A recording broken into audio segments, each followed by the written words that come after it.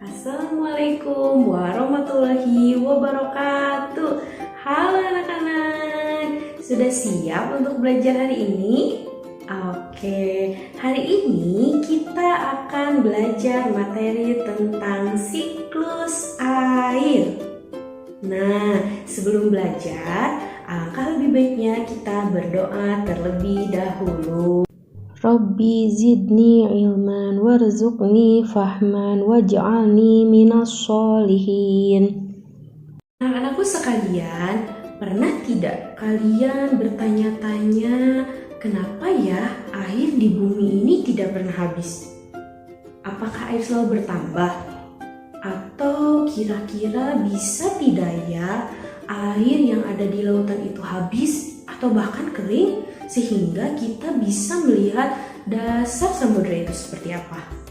Lantas, apa ya jawaban dari semua pertanyaan tersebut? Untuk mengetahuinya, yuk kita simak video berikut ini. Ya, banyak di antara kalian yang benar. Jawabannya adalah karena siklus air. Siklus air adalah sirkulasi air dari bumi menuju ke atmosfer lalu kembali lagi ke bumi. Secara umum, siklus air itu mengalami beberapa proses. Yang pertama yaitu proses penguapan atau evaporasi.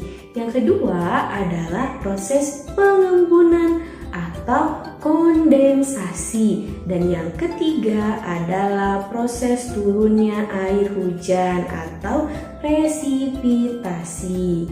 Namun, di beberapa kondisi siklus air juga mengalami fase transpirasi atau menguapnya air dari tumbuhan. Dalam kesempatan kali ini, Ibu akan menunjukkan percobaan sederhana, yaitu proses merebus air untuk membuktikan siklus air itu seperti apa sih. Sekarang kita ibaratkan panci ini adalah bumi kita, dan tutup panci ini sebagai atmosfernya atau pelapis bumi. Selanjutnya, kita memiliki lautan. Kita bisa jadikan contoh lautan ini adalah air yang ada di dalam panci, dan yang terakhir adalah api. Api di sini Ibu gunakan sebagai contoh dari sinar matahari. Sekarang kita lakukan percobaannya. Langkah pertama, kita panaskan air dengan menggunakan api. Proses ini sama halnya dengan sinar matahari yang menyinari bumi, maka akan terjadi proses evaporasi atau proses penguapan. Kemudian, uap air atau titik-titik air inilah yang disebut dengan proses kondensasi. Setelah proses ini, kita akan lanjutkan dengan proses presipitasi atau turunnya air hujan. Proses ini Ibu contohkan dengan mengambil tutup panci dan menaruhnya di atas kertas, maka akan jatuh butiran-butiran air yang membasahi kertas. Oke, untuk memudahkan kalian mengingat proses siklus air, Ibu akan memberikan contoh dalam sebuah lagu. Kalian bisa mengikutinya ya. 1, 2, 3. Penguapan itu evaporasi, menjadi awan itu kondensasi. Air turun ke bumi itu presipitasi, uap dari tumbuhan transpirasi. silahkan kalian lakukan diskusi kelompok dengan teman-teman kalian untuk membahas apa saja manfaat air bagi makhluk hidup dalam kehidupan sehari-hari.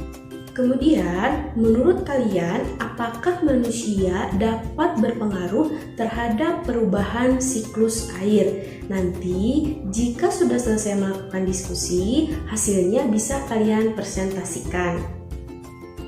Setelah melakukan kegiatan diskusi, dapat kita simpulkan bahwa air itu mempunyai banyak sekali manfaat.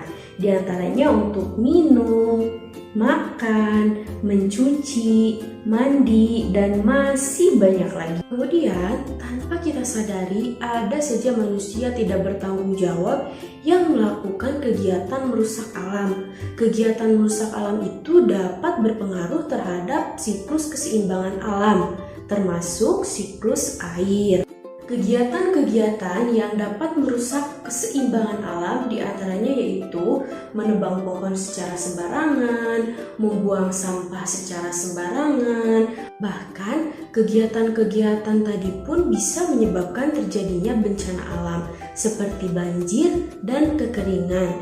Kita sebagai manusia bertanggung jawab untuk tidak melakukan hal tersebut.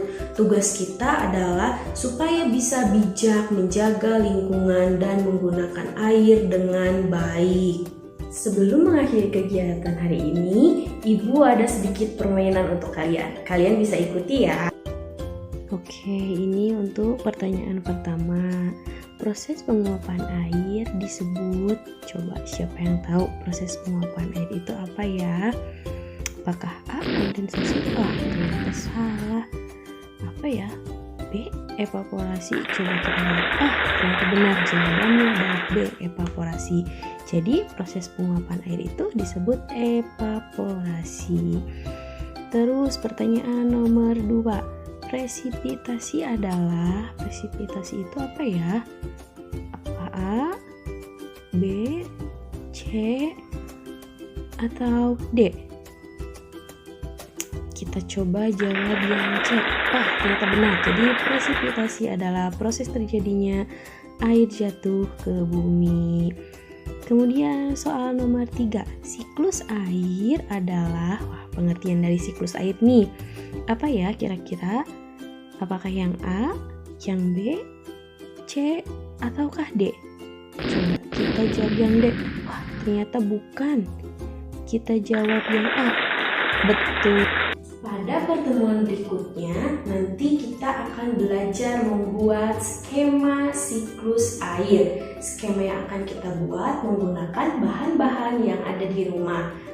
Demikian materi yang bisa Ibu sampaikan tentang siklus air. Semoga bisa bermanfaat untuk kita semua. Apabila ada kesalahan dalam penyampaian materi, mohon untuk dimaafkan.